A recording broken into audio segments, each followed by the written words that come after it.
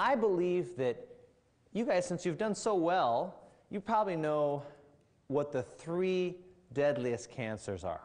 Now, when I say deadliest, I don't mean the ones that kill you right away, but I mean the ones that take the most lives every year. What would you say the #1 cancer is as far as death?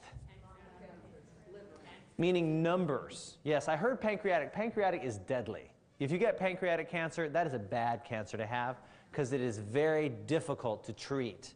But not many people get pancreatic cancer. So what would you say the most killing, like the cancer that kills the most people every year?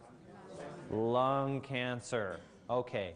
Lung cancer. What would you suppose the #1 risk factor for lung cancer is?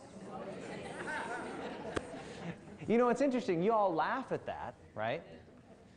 But I think it's very important to note that it wasn't always that way, was it? I can tell you right now is that I can go to the Journal of American Medical Association. Have anyone heard of that journal? It's actually the most popular journal for physicians. It's the largest journal. If you go to JAMA, I can pull you an article from 1935 that recommends smoking as a treatment for asthma. You laugh. This is true. This is true. Medical science is not always accurate, right? So I can tell you that we should not pretend to believe we know all the answers. In fact, that was one of the things that caused me to look more closely at something that changed my life. I did not become a Christian until I was a junior in college. And I can tell you that I've had an invitation. Does anyone know where Bastyr University is? Oh, people don't know. Interesting. It is the largest naturopathic school in the country. It's in Seattle. And they have recently created an invitation that they want all of their major religions to present an hour lecture on Hinduism, Buddhism, Jain, Shinto, Tao, all of the religions that are represented in their student body. They would like to come and present. Now, although I'm not a student anymore, I have been given the invitation to represent Seventh-day Adventism, and I am a Seventh-day Adventist. But I can tell you that one of the funny reasons that I became a Seventh-day Adventist was I remember reading something, and it had to do with cigarettes. And I remember reading this thing about, oh, wow, cigarettes are so bad for you. And, well, of course, yeah, I know that.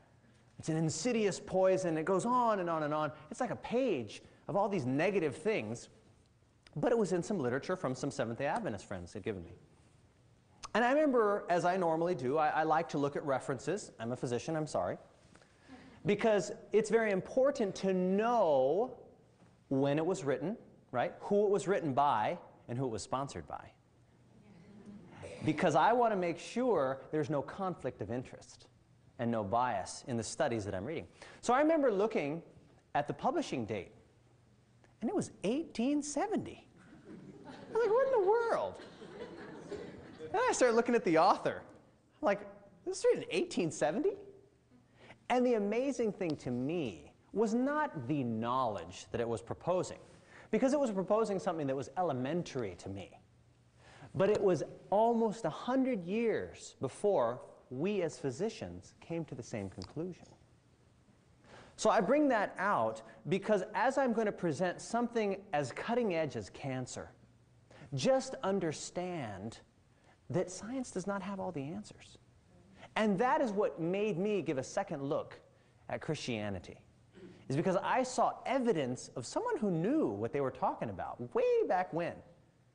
Now, most of you here today, if I were to say a vegetarian diet, would you think that that's positive or negative? Positive. Can you imagine what I would be experiencing if I said that in the 1800s? Exactly, that's what I would get. I'd get laughter. I'd get mockery. I'd say, oh, not enough protein, not enough iron, no calcium, da-da-da-da-da-da-da-da. But now we know it's true, isn't it? And my question was, as a side note, my question was, how do you know that in the 1800s?